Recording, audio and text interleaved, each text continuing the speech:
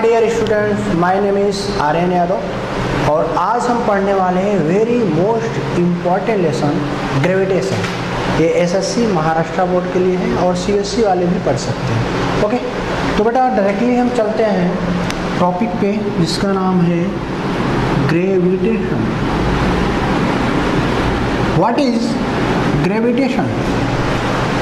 तो ग्रेविटेशन के बारे में जिस साइंटिस्ट ने बताया था उनका नाम है आइजैक न्यूटन। न्यूटन ने ही इनका डिस्कवर किया था, न्यूटन ने ही ग्रेविटेशन के बारे में पता लगाया था।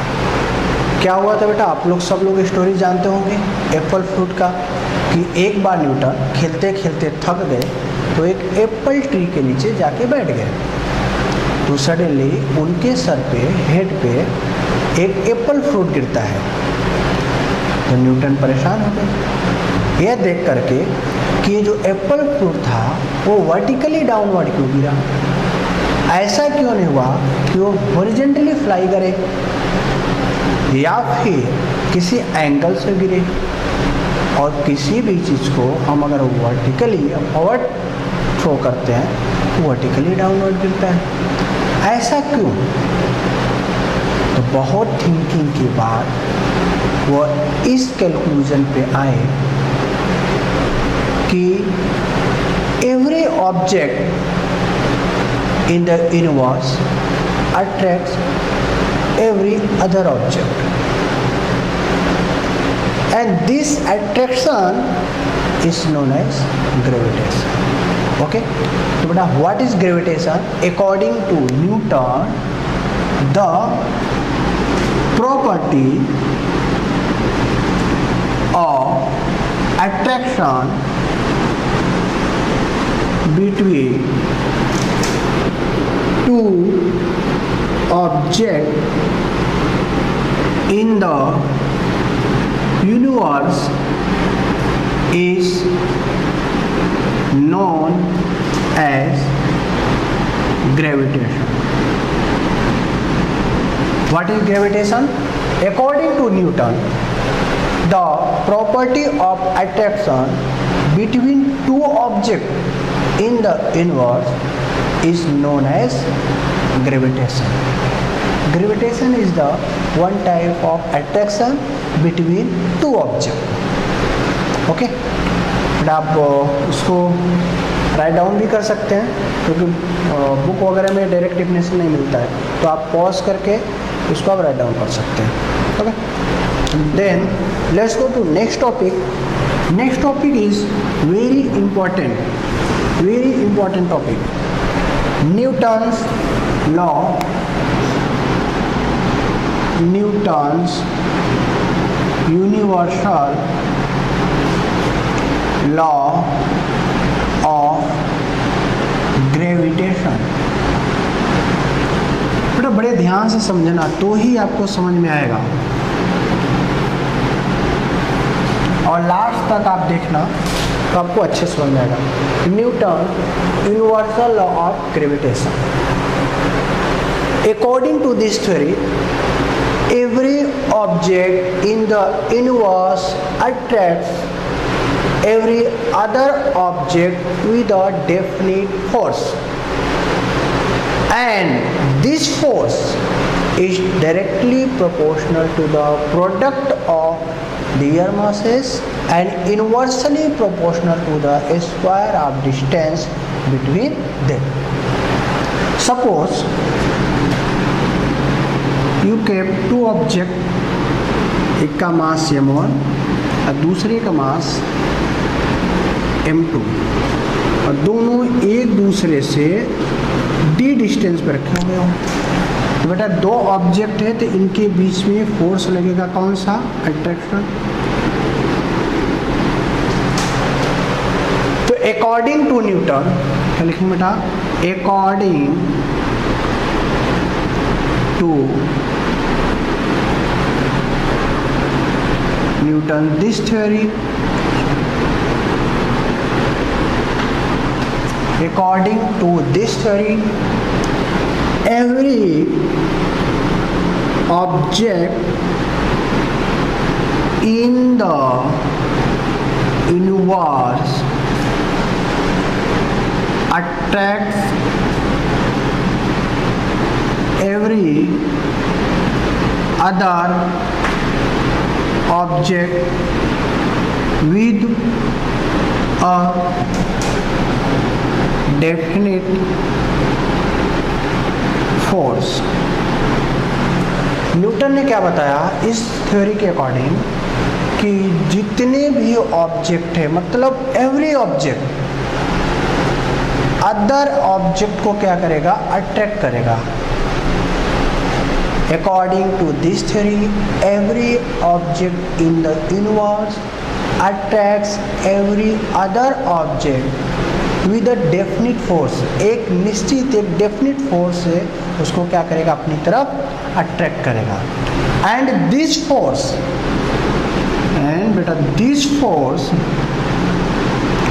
is directly proportional to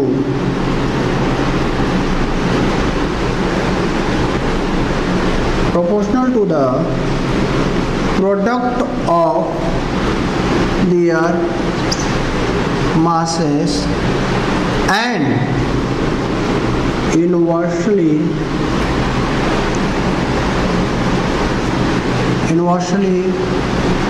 proportional to the square of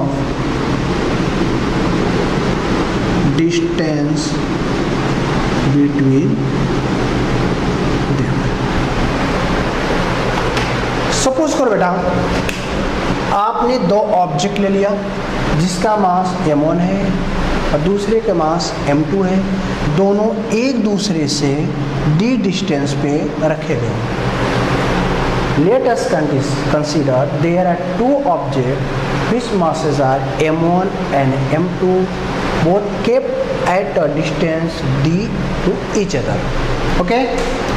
तो बेटा अकॉर्डिंग टू न्यूटन्स क्या होगा, दिस फोर्स है, फोर्स कितना होगा mathematically, this force is directly proportional to the product of their mass. Mass क्या है, m1 और m2, product means multiplication, product of their masses and inversely proportional to the square of distance between। According to this theory बेटा क्या होगा, force is directly proportional to the product of their masses and inversely proportional to the square of the distance between them। Newton ने क्या बताया कि अगर दो object एक दूसरे से d डिस्टेंस पे रखे गए हों तो जो फोर्स लगेगा वह डायरेक्टली प्रोपोर्शनल होगा। बेटा देखो फोर्स इज डायरेक्टली अपवर्ड है तो डायरेक्टली, अगर डाउनवर्ड जाएंगे तो inversely. Force is directly proportional to the product of the their masses. देखो force is directly proportional to the product of the their masses and inversely, downward जा रहे हैं तो inversely proportional to the square, square का sign square of distance between them. Newton ने क्या बताया, सबसे पहले according to this theory every object in the universe attracts every other object with a definite force. अब वो फोर्स कितना होगा, this force is directly proportional to the product of their masses and inversely proportional to the square of distance between them। इन दोनों बीच का जो distance है। Okay, अगर बेटा प्रोपोर्शनल का साइन हटाते हैं तो क्या मिलेगा, इक्वल, तो एक कांस्टेंट आएगा g, capital G m1 m2 upon d square. इतने फोर्स से एक बॉडी दूसरे बॉडी को अट्रैक्ट करेगा, इनके बीच में इतना अट्रैक्शन लगेगा एक दूसरे के बीच में। Okay, what is G, capital G क्या है बेटा, gravitational, where capital G is a gravitational constant. G क्या है, ग्रेविटेशनल कांस्टेंट है। इसकी बेटा वैल्यू कितनी होती है, 6.67 इंटू 10⁻⁻11 न्यूटन मीटर स्क्वायर पर किलोग्राम स्क्वायर। अच्छा, न्यूटन मीटर स्क्वायर है, इसका क्या है बेटा, यूनिट है, क्या है, न्यूटन मीटर स्क्वायर पर किलोग्राम स्क्वायर। ओके, तो बेटा दिख नहीं रहा हो तो आप सुन सकते हैं। और what is capital G? Capital G is the gravitational constant and value of capital G 6.67 into 10⁻11 and unit is Newton meter square per kilogram square. It is very important topic, most important. Okay बेटा, समझ में आ गया? अगर समझ में नहीं आया हो तो आप दोबारा इसको समझ सकते हैं, सुन सकते हैं बैक करके। ओके, तो समझ में आ गया हो तो बेटा पॉज करके इसको राउट डाउन कर लें, ठीक है? Okay, now let's do another topic.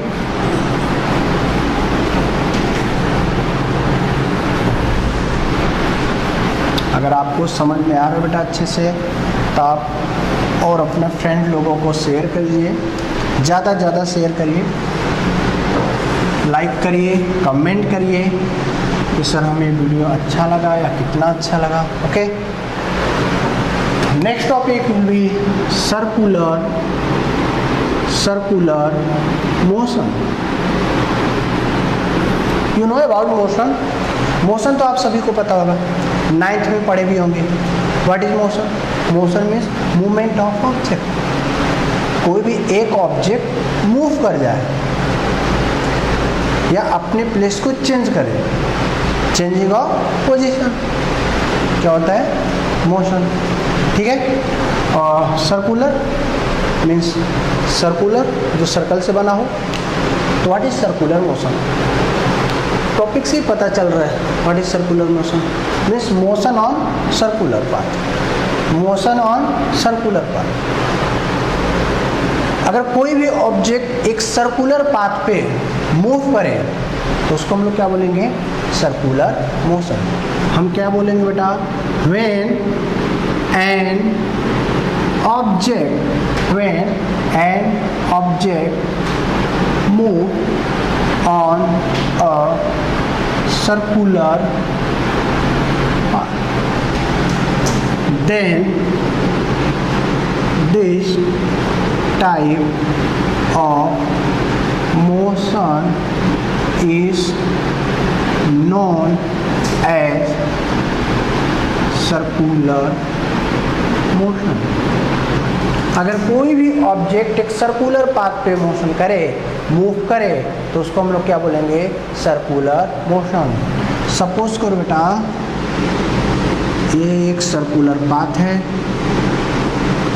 तो सर्कल है तो सेंटर होगा, सेंटर होगा तो सेंटर से सरकमफ्रेंस रेडियस होगा।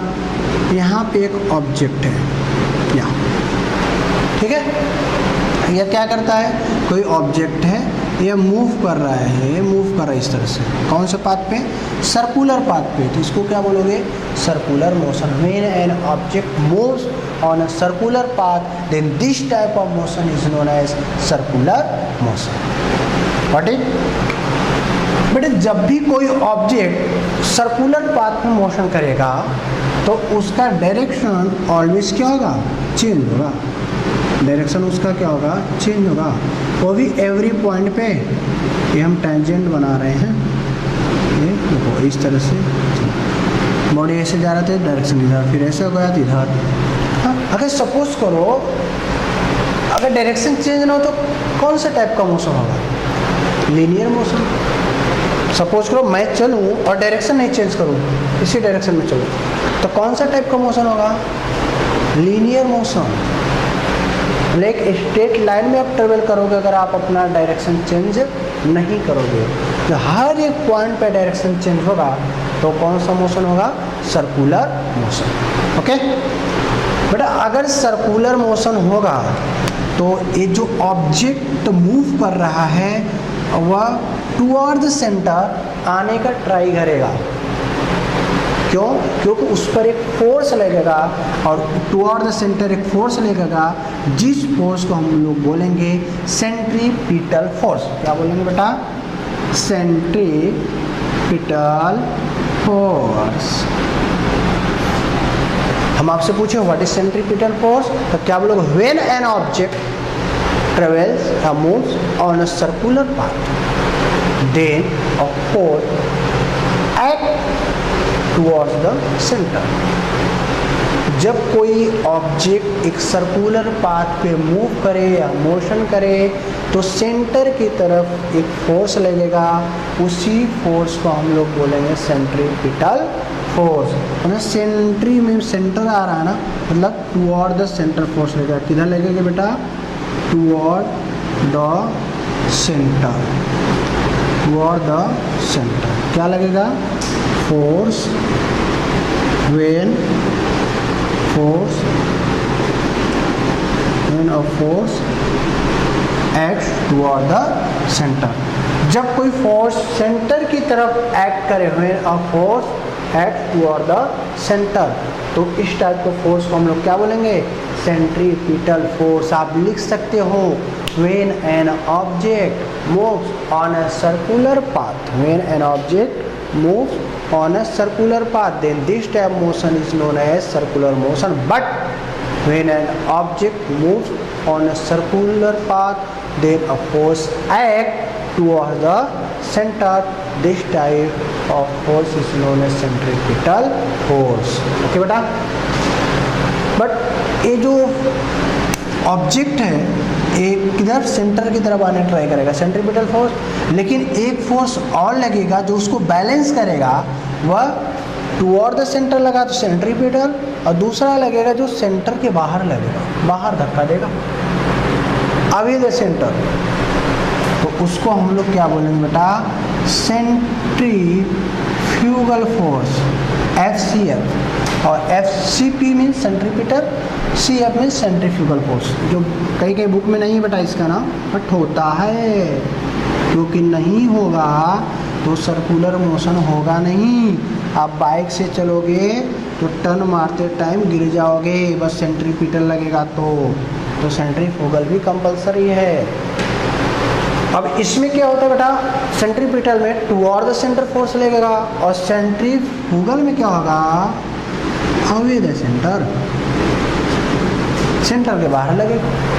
और सेंट्रीपिटल और सेंट्रीफ्यूगल इक्वल फोर्स लगेगा, जितना सेंट्रीपिटल लगेगा उतना सेंट्रीफ्यूगल लगेगा। इससे क्या हो जाएगा? बैलेंस हो जाएगा। तो जैसे आप बाइक चलाते हो या साइकिल चलाते हो, जब भी आप टर्न मारते हो तो आप देखो टर्निंग पे ऐसे बेंड हो जाते हो, बट आप गिरते नहीं। हाँ, ये अलग बात है कि आप नए नए सीख रहे हो, चलाने नहीं आता तो गिर जाओ, बट ऐसा होता है जब भी आप बेंड करते हो ना तो फोर्स लगता है सेंट्रीपिटल। क्यों? क्योंकि टर्न करते टाइम आपका जो मोशन होता है, जो कर्व बनता है वो सर्कुलर बनता है। जब सर्कुलर बनेगा तो आप एक ऑब्जेक्ट की तरह काम करेंगे, आपका बाइक साइकिल ना ऑब्जेक्ट की तरह काम करेगा, तो फोर्स की वजह से इधर तरफ खींचेगा, सेंट्रीपिटल फोर्स लगेगा, और सेंट्रीफ्यूगल फोर्स आपको बाहर की तरफ धक्का देगा, जिससे आपका बैलेंस बना रहेगा। ओके, तो सेंट्रीपिटल एंड सेंट्रीफ्यूगल समझ में आया? अगर समझ में आ गया हो तो बहुत अच्छी बात है, वेरी गुड, थैंक यू। तो बेटा आप लिख सकते हो पॉज करके, बार बार मैं आपको बोल रहा हूँ। और now let's go another topic. Your another topic will be Kepler's law.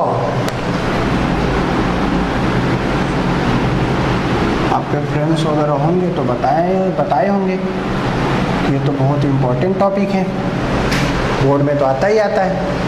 Kepler's law, there are 3 law of Kepler. Kepler के 3 लॉ हैं।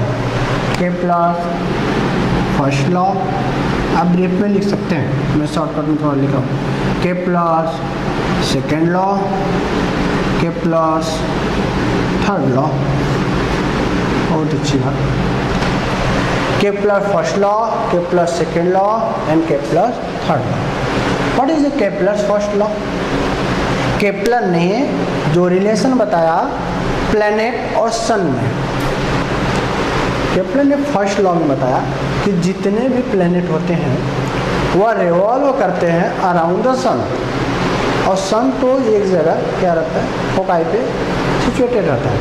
मीन्स, और जो पाथ होता है, मेन चीज़ पाथ का है। बहुत सारे लोग बोले कि बहुत सारे साइंटिस्ट ने बताया कि जो प्लैनेट है रिवॉल्व करते हैं सर्कुलर पाथ पे, किसी ने बोला कि नहीं स्फेरिकल पाथ पे, बट केपलर ने अपने लॉ में क्या बताया कि all planets revolve around the sun on elliptical path. Kepler's हमें फर्स्ट हमें क्या बना, इलिप्टिकल पाथ। आप सोच रहे होंगे सर ये कौन सा पाथ हो गया भाई, कौन सा नाम होगा, elliptical.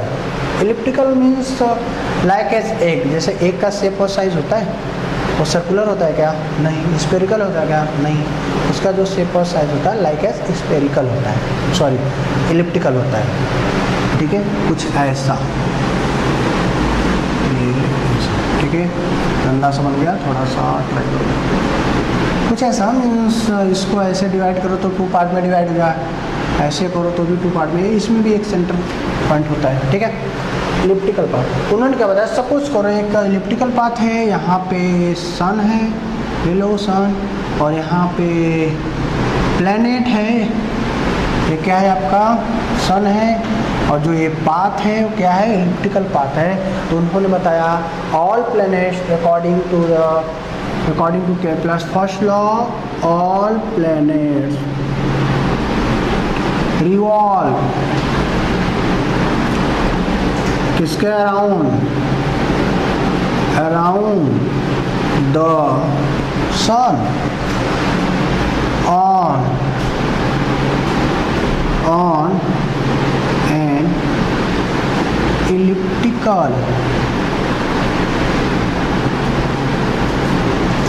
elliptical path. Sun is the okay. Sun एक सेंटर जैसा हो जाता है, all planets revolve around the sun on elliptical path. Very important ये है कि जितने भी प्लैनेट होते हैं सब रिवॉल्व करते हैं, उस चक्कर लगाते हैं किसका, सन का, कौन से पाथ पे, ऑन इलिप्टिकल पाथ पे, ओके, सर्कुलर पाथ पे नहीं, स्फेरिकल पाथ पे नहीं, बस इतना। और सेकेंड लॉ क्या बेटा, according to Kepler second law. अच्छा, अगर बेटा ये प्लैनेट रिवॉल्व करेगा तो कुछ ना कुछ प्लेस कवर करेगा। पहले सपोज करो लाइन ज्वाइन करें तो पहले यहाँ पे था, थोड़े टाइम बाद आप देखते हो आफ्टर 1 आवर प्लैनेट यहाँ पे आ गया, तो मतलब इतना एरिया कवर करेगा। अगेन 1 आवर बाद देखते हो तो उनका तो रहेगा नहीं, यहाँ पे आ जाएगा, फिर कोई नहीं कुछ एरिया कवर करेगा। अगर अगेन 1 आवर बाद अगर आप देखते हो तो प्लैनेट आपका यहाँ पे आ गया, फिर कुछ ना कुछ एरिया कवर करेगा। तो सेकेंड लॉ में क्या बताया गया कि सपोज कर इसका एरिया A1 है, इसका एरिया A2 है, A3 है। तो इन्होंने क्या बताया कि जब planet around the sun revolve करेगा तो जो एरिया कवर होगा equal area in equal time, means जो एरिया कवर होगा इक्वल एरिया कवर होगा इन इक्वल टाइम में, इंटरवल ऑफ टाइम।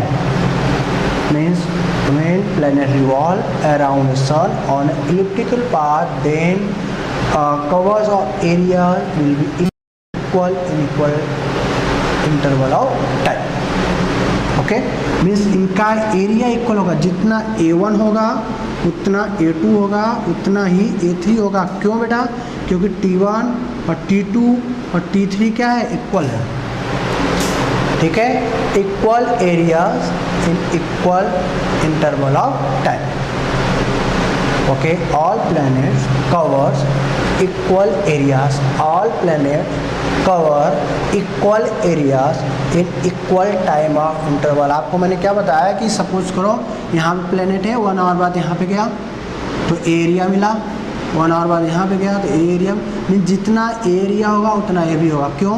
क्योंकि इनका टाइम सेम है। अगर टाइम सेम होगा, इक्वल होगा, तो उनका एरिया भी इक्वल होगा। समझ में आया? समझ में आया बेटा? Thank you. What is third law? Kepler's third law according to Kepler. और बेटा अगर ये जो टाइम मिल रहा है, टाइम को कैसे काउंट करेगा? तो उन्होंने बताया, थर्ड लॉ में बताया कि according to Kepler's third law, square of the time period या square of the period of revolution, means जो टाइम है T, directly proportional to the cube of the radius या cube of the distance. Radius कौन सा होगा? Distance between sun and planet. याद रहे, ऐसा नहीं कि सन का रेडियस या फिर प्लैनेट का radius, no, according to Kepler's third law, ध्यान से देखो बेटा, ये मोस्ट इंपॉर्टेंट, कैसे लर्न करेंगे। According to Kepler's third law, यहाँ से देखो A square of the T for time period बोल सकते हो, ठीक है। अकॉर्डिंग टू द, या सिर्फ पीरियड भी बोल सकते हो। According to Kepler's third law, a square of time period of revolution, revolve कर रहा है ना, तो revolution. According to Kepler's third law, square of time period of revolution, अब डाउन में जाओ, ये directly proportional to the, directly proportional to the क्या है बेटा, cube of the R means radius, cube of the distance, R means distance, distance between sun and planet. once again, according to Kepler's third law, square of the time period of revolution is directly proportional to the cube of the distance between sun and planet। बेटा जब tie square, जब square को proportional हटाएंगे तो equal sign आएगा, यहाँ पे constant आता ही है। इस कांस्टेंट को हम लोग बोलते हैं क्या, सिग्मा, क्या बोलते हैं, सिग्मा, इसको बोलते हैं सिग्मा, इस साइन को बोलते हैं sigma. Sigma equal to T square upon R cube, और ये सिग्मा जो है स्टेफन कांस्टेंट होता है, आगे आप पढ़ोगे, स्टेफन कांस्टेंट होता है T square upon R cube. तो इम्पोर्टेंट है, एक बार फिर से बता देते हैं। और Kepler's first law, all planets revolve around the sun and sun is the foci on elliptical path, sorry, all planets revolve around the sun on an elliptical path as sun is the foci। According to Kepler's second law, all planets cover equal area in equal interval of time। According to Kepler's third law, a square of time period of revolution is directly proportional to the cube of the distance between sun and planet। Okay बेटा, समझ में आया? अगर आपको अच्छे से समझ में आया तो प्लीज़ सब्सक्राइब करिए और शेयर करिए, ज़्यादा से ज़्यादा लोगों को आप शेयर करिए और कमेंट जरूर करिए। जहाँ पे नहीं समझ में बेटा आप मुझसे कांटेक्ट करिए या फिर आप कमेंट करिए कि सर मुझे टॉपिक समझ में नहीं आया। इस वीडियो का बार बार देखेंगे तो आई थिंक आपको अच्छे तरीके से समझ में आ जाएगा, और इसका नेक्स्ट जो पार्ट 2 होगा हम आपको अपलोड कर देंगे as soon as possible. Okay, bell icon अगर आप पुश कर देंगे तो आई थिंक आपको पता भी चल जाएगा कि अपलोड हो गया है, but I will try as soon as possible. Okay, thank you बेटा, बेस्ट।